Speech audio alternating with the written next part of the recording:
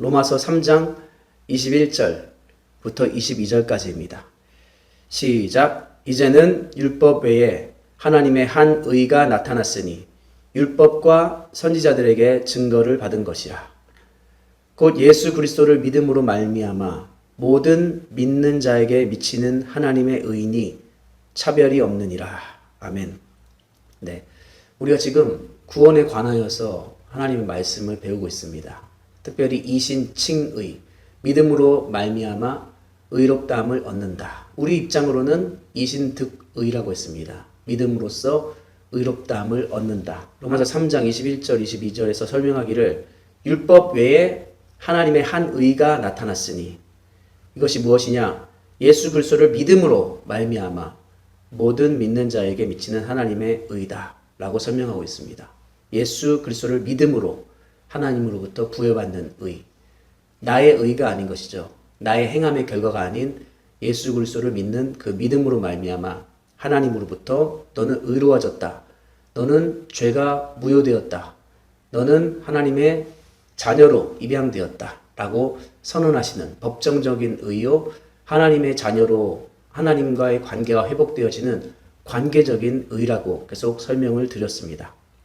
네, 오늘 수요 성경 공부의 부제가 무엇이었는지 아십니까?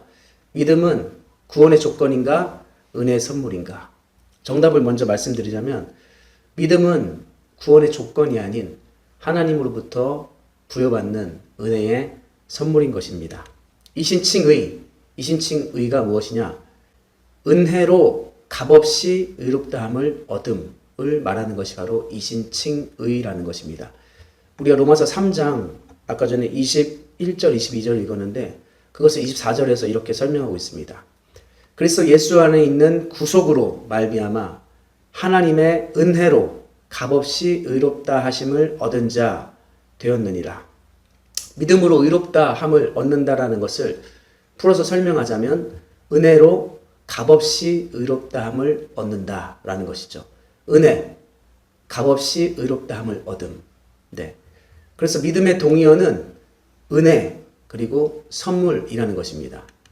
에베소서 2장 8절로 9절에 이것이 명확하게 증거하고 있습니다. 너희가 그 은혜를 인하여 믿음으로 말미암아 구원을 얻었으니 이것은 너희에게서 난 것이 아니요 하나님의 선물이라. 행위에서 난 것이 아니니 이는 누구든지 자랑치 못하게 함이니라. 아멘. 은혜, 값없이 의롭다함을 얻는 것을 바로 믿음으로 구원받는다. 이렇게 설명하고 있다는 것이죠. 믿음이 조건이 되어서 나 믿었으니까 하나님으로부터 은혜 받을 수 있어. 나 믿었으니까 하나님으로부터 의롭다함을 얻을 수 있어 라고 주장하는 것이 아니라 그런 주장으로 가면은 이렇게 가게 되어 있습니다. 나는 믿었으니까 의로워졌어. 쟤는 안 믿었으니까 쟤는 지옥 가도 마땅해. 이런 나의 구원받음을 내가 믿었다는 조건의 근거를 삼아서 하나님으로부터 의롭다함을 얻으려는 이것도 역시 자신의 공로가 들어가게 된다는 것이죠. 그렇다면은 율법을 지켜서 행위로 구원받는 것과 다를 바가 없다는 것입니다. 우리는 이것을 내 스스로 믿어서 하나님으로부터 의롭다함을 얻을 수 있는 것이 아니라 하나님이 나에게 믿음 또한 주셔서 그 믿음으로 말미암아 우리가 하나님 앞에 의롭다함을 얻는다라고 말할 수 있는 것입니다. 그러니까 그 은혜를 인하여 믿음으로 말미암아 구원을 얻었나니 이것은 우리에게서 발생한 것이 아니라 우리 안에서 외부로 표출되는 것이 믿음이 아니라 하나님이 우리에게 부여하시는 선물이라는 것이죠. 우리가 잘해서 준 것이 아니라 주시는 분의 의지로 말미암음이라는 것이죠. 나의 어떠함이 조건이 되는 것이 아니라 주시는 자의 어떠함이 조건이라는 것입니다. 9절에서 나오지 않습니까? 행위에서 난 것이 아니니 이는 누구든지 자랑치 못하게 함이니라. 이것은 내가 노력해서 받은 것이 아니기 때문에 자랑할 수 없다는 것이죠. 어떤 행위를 한다 할지라도 구원 안에서 교회 안에서 발생하는 어떤 행위를 한다 할지라도 그것으로 말미암아 내가 이만큼 의롭다라고 우리는 주장할 수 없다는 것입니다. 그래서 내가 행함이 있고 너는 행함이 없다고 역시 판단하고 정죄할 수도 없다라는 것이죠. 행위로 얻은 구원은 다시 말해서 인과 율에 묶이는 구원입니다. 내가 이만큼 했으니 하나님으로부터 구원 얻을 수 있다. 이것은 다 이방 종교적이라는 것입니다. 인과 율이죠. 아니면 이 세상 사람들의 살아가는 모든 논리입니다. 하지만 내가 한 것이 아니기 때문에 우리는 인과 율로서 구원을 설명할 수가 없습니다. 인과 율에 따른 구원은 조건부 구원이라는 것이죠. 하지만 믿음으로 얻는 구원은 그렇지 않다라는 것입니다. 믿음으로 얻는 구원은 나의 조건이 의가 되어서 하나님으로부터 의롭다 칭함받는 것이 아니기 때문에 어떠한 자랑도 내세울 수 없고 하나님 앞에 나의 의를 드러낼 수 없다라는 것이죠. 자, 에베소서 2장 3절 5절에는 이런 말씀이 있습니다. 자, 집에서 온라인으로 우리 성경 공부에 참여하시는 분들도 소리를 내서 한번 따라 해주시길 바라겠습니다. 에베소서 2장 3절로 5절 시작. 전에는 우리도 다 그 가운데서 우리 육체의 욕심을 따라 지내며 육체와 마음에 원하는 것을 하여 다른 이들과 같이 본질상 진노의 자녀이었더니 긍휼에 풍성하신 하나님이 우리를 사랑하신 그 큰 사랑을 인하여 허물로 죽은 우리를 그리스도와 함께 살리셨고 너희가 은혜로 구원을 얻은 것이라. 아멘. 하나님의 진노는 어디 쏟아집니까? 죄 위에 쏟아지죠. 하지만 우리 안에는 그 죄가 득실득실하다는 것입니다. 그러니 마땅히 우리 위에 하나님의 진노, 하나님의 분노, 하나님의 심판이 우리에게 쏟아져야 마땅하다는 것이죠. 그런데 긍휼에 풍성하신 하나님이 우리를 사랑하신 그 큰 사랑을 인하여 이것이 바로 조건이 되는 것입니다. 긍휼이 풍성하신 하나님이 우리를 사랑하신 그 큰 사랑, 이것이 조건이 되어서 하나님께서는 우리에게 구원을 허락하신다는 것이죠. 전적으로 하나님의 은혜로 말미암는다는 것입니다. 우리의 자격과 우리의 노력과 우리의 의를 가지고 하나님 앞에 설 수 없는데 하나님께서 그 긍휼에 풍성하신 그 사랑을 우리에게 베풀어 주시어서 하나님께서 우리를 구원하셨다는 것입니다. 우리는 이 믿음을 내가 하나님께 드리는 믿음, 그러니까 이를테면은 주님을 신뢰합니다. 그리고 나의 의지를 격발시켜서 내가 하나님께 나아가겠습니다. 이런 것이 될 수 있겠죠. 이런 것을 내 안에서 생산해낼 수가 없는 자라는 것을 먼저 우리는 알아야 됩니다. 우리 믿음을 구원의 조건 삼아 하나님 앞에 나아갈 수 없다는 사실을 우리는 인정을 해야 된다는 것입니다. 그 믿음의 대가, 우리 안에서 생산되는, 우리 안에서 격발되는 그 믿음의 대가로 우리가 구원받은 것이 아니기 때문입니다. 믿음으로 구원을 얻는다는 뜻은 원인과 결과, 곧 인과 율의 법칙이 아닌 이유와 조건이 아닌 오직 하나님의 은혜와 하나님의 선물의 법, 나의 이유와 조건이 아닌 나의 믿음을 하나님께 드린 공로가 아닌 하나님의 은혜와 선물의 법으로 구원을 얻었다는 것이죠. 여러분들, 전자는 내가 믿음을 하나님께 드려서 구원을 받는다. 후자는 하나님의 은혜와 선물의 법으로 하나님 나에게 믿음을 주셔서 하나님께 구원을 받는다. 하나님께서 나에게 믿음을 주시어서 아무짝에도 쓸모없는 나, 구원을 얻기에는 아무런 가치도 없는 나를 오직 하나님의 은혜와 사랑의 법으로 말미암아 나를 구원하셨다. 이것이 저는 저의 구원을 더욱더 확신하는 길이라고 200% 신뢰합니다. 시편 51편 5절에는 이런 말씀이 있습니다. 한번 같이 읽어볼까요? 시작. 내가 죄악 중에 출생하였으며 모친이 죄 중에 나를 잉태하였나이다. 네, 이것은 너무나 유명한 다윗의 고백입니다. 죄악 중에 출생하였으며 모친이 죄 중에 나를 잉태하였나이다. 나는 죄의 종자입니다. 라는 것이죠.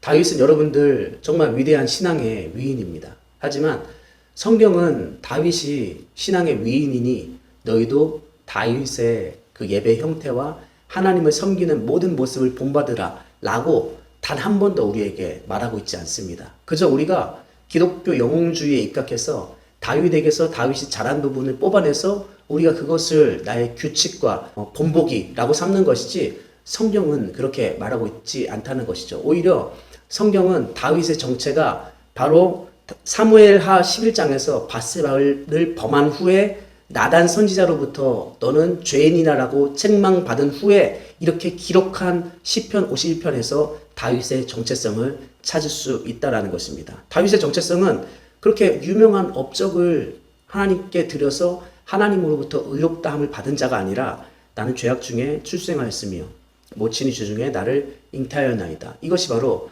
다윗의 고백, 성경이 바라보는 다윗의 정체성이라는 것이죠. 다윗은 하나님 앞에 내가 하나님이 거할 성전을 짓겠습니다. 나에게 기회를 주십시오라고 했을 때 하나님께서 그렇게 말씀하셨습니다. 내가 언제 어느 때에 누군가에게 나를 위해서 성전을 지으라고 말한 적이 있더냐? 내가 너희를 위하여 성을 짓겠다. 내가 너희를 위하여서 일을 하겠다 라고 말하십니다.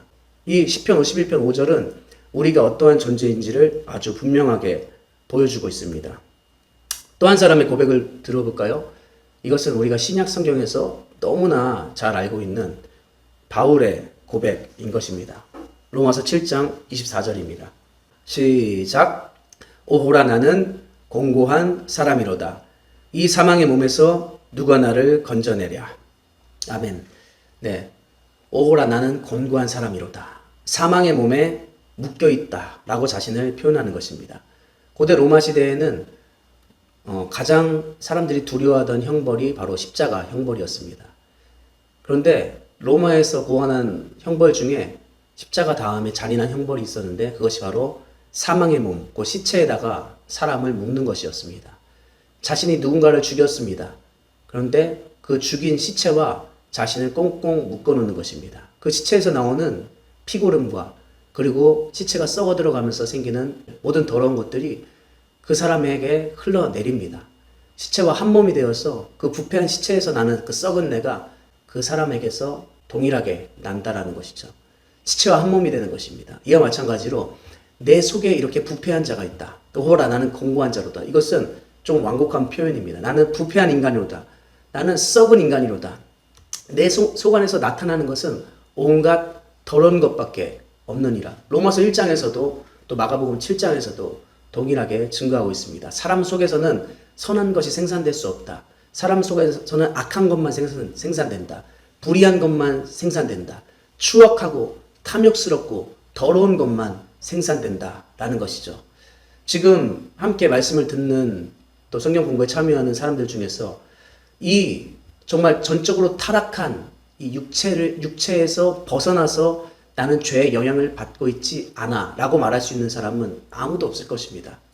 이뿐만 아니라 초대교회 유명한 교부 중에 한 사람인 오리게네스라는 사람이 있습니다. 그 사람은 삼위일체 신학을 정리한 사람입니다. 아주 유명한 사람이죠. 그 사람은 자기가 끌어오르는 어떤 그 성욕을 주체할 수 없어서 스스로 거세했습니다. 그 끌어오르는 정욕을 주체할 수 없었기 때문에 이 죄로부터 자유할 수 있는 사람이 아무도 없다라는 것입니다. 아무도 없습니다. 저도 마찬가지입니다. 저 또한 마찬가지입니다. 저도 남자지 않습니까? 그렇기 때문에 끌어오르는 성욕이 있습니다. 그리고 어떤 좋은 걸 보면은 갖고 싶고 또 명예가 생기면은 그 명예를 이용해서 누군가를 함부로 하고 싶고 제 아내와 저는 항상 그런 말을 주고받습니다. 저희가 지금 주중에 또 이곳에서 아이들을 가르치는 일을 하는데 파트타임으로 그 여자 교사를 지금 쓰고 있습니다. 근데 아내가 저에게 그 교사하고 항상 거리를 두고 말할 때에도 정말 품위 있게 단정하게 그런 말을 하라 저에게 그렇게 얘기를 합니다. 저는 즐거이 받습니다. 왜요? 제가 만약에 그것을 기분 나빠하고 왜 나를 남편을 못 믿냐고 그렇게 하면서 나는 지금 성직자고 목사인데 그런 것에 넘어갈 수 있겠느냐고 그렇게 반응하지 않습니다. 왜요?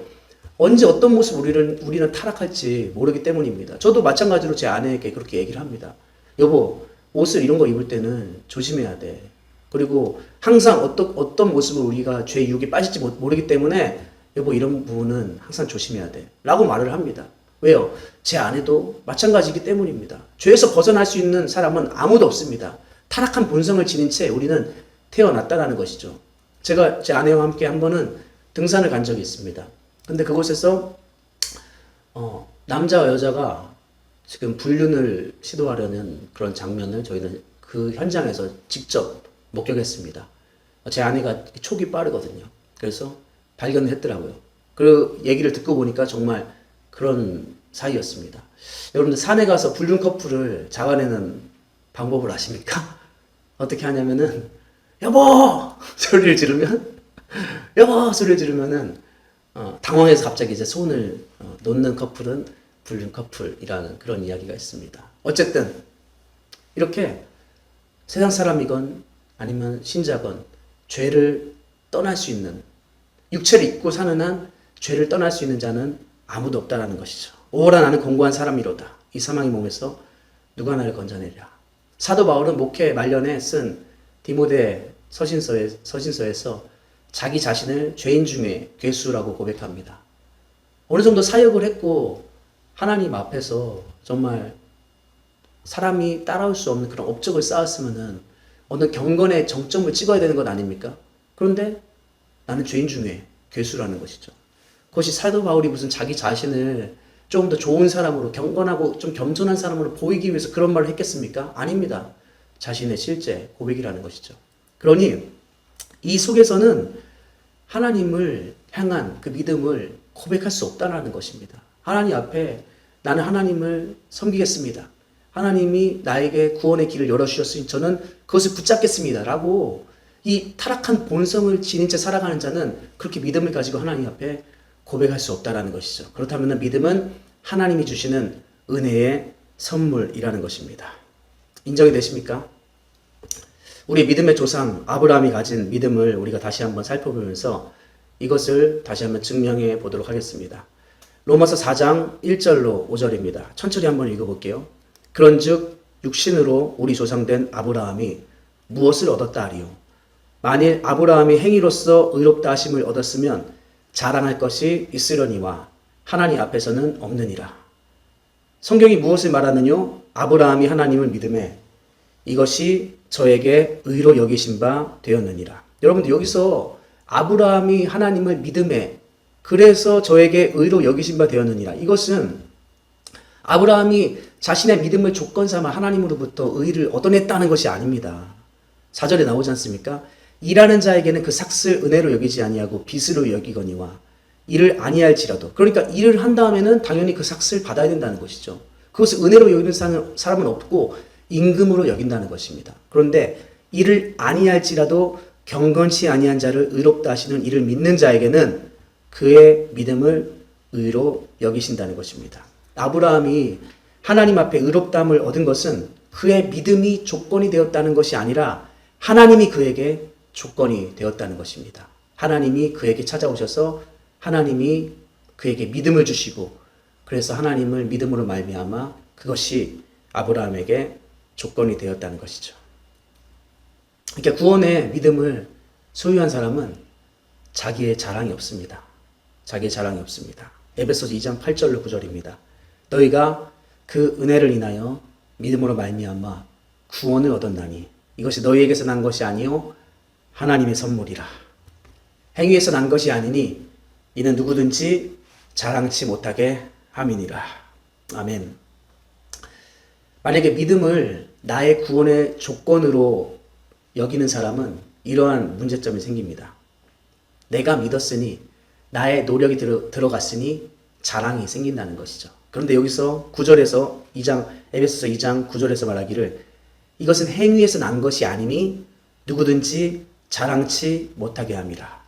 그래서 구원의 믿음을 소유한 자는 내가 이처럼 구원받았어. 물론 하나님을 높이기 위한 그런 간증은 나올 수 있겠지만 내가 구원에 있어서 내가 이러한 노력을 했고 내가 이렇게 믿었고라는 나의 자랑이 없다라는 것입니다. 하나님을 전적으로 신뢰하고 하나님만을 전적으로 의존하는 삶. 하나님을 전적으로 의존한다는 건 무엇이죠? 자기 자신에 대해서는 날이 갈수록 의존도가 없어진다는 것입니다. 나 자신에 대해서는 어떤 것도 신뢰할 수 없어진다는 것이죠. 정말 겸손해지는 것을 말합니다. 겸손의 마음. 이것은 내가 겸손해야지, 내가 오늘부터 하나님 앞에 겸손한 삶을 살아야지 이러한 의지를 가진다고 해서 되어지는 것이 아닙니다. 먼저는 하나님이 나에게 주신 그 구원에 대해서 그 소중함을 가져야 됩니다. 여러분들이 성화 가운데 지금 참여하고 있는 것을 우리가 증거로서 어떻게 할 수 있겠습니까? 예수 그리스도를 소중히 여기는 마음입니다. 사람을 소중히 여기는 마음이 아니라 여러분들이 행한 그 결과로 말미암아 사역의 열매를 소중히 여기는 것이 아니라 어떤 교회 성장을 소중히 여기는 것이 아니라 예수 그리스도를 소중히 여기는 마음입니다. 여러분 안에 그 마음이 있습니까? 예수 그리스도를 정말 소중히 여기는 마음, 날 구원하신 하나님의 은혜에 대해서 소중히 여기는 마음, 감격하는 마음, 그 마음이 있냐라는 것입니다. 정말 그런 마음이 없다면, 그런 마음이 식어졌다면 하나님 앞에 기도하시길 바랍니다. 하나님, 나에게 하나님을 향한 그 정말 죄인으로서 아무것도 할 수 없는 자에게 하나님께서 은혜를 베푸시고 선물로서 나에게 믿음을 주사 나를 구원하신 그 구원하심이 나에게 너무나 소중합니다. 그 예수의 사랑, 예수의 은혜가 나에게 정말 사무치도록 소중합니다. 이 마음을 내게 회복시켜 주옵소서. 하나님의 은혜가 아닌 사람을 높이고 사람의 영광을 추구하고 사역의 열매를 자랑했었던 지난 날들을 철저히 회개합니다. 그 회개를 통하여서 하나님과의 다시 한번 관계의 회복을 누리며 하나님이 주시는 구원의 즐거움을 회복하는 저와 여러분 될 수 있기를 주님의 이름으로 축복합니다. 아멘. 우리 함께 찬양 한 곡 부르고 같이 기도하도록 하겠습니다.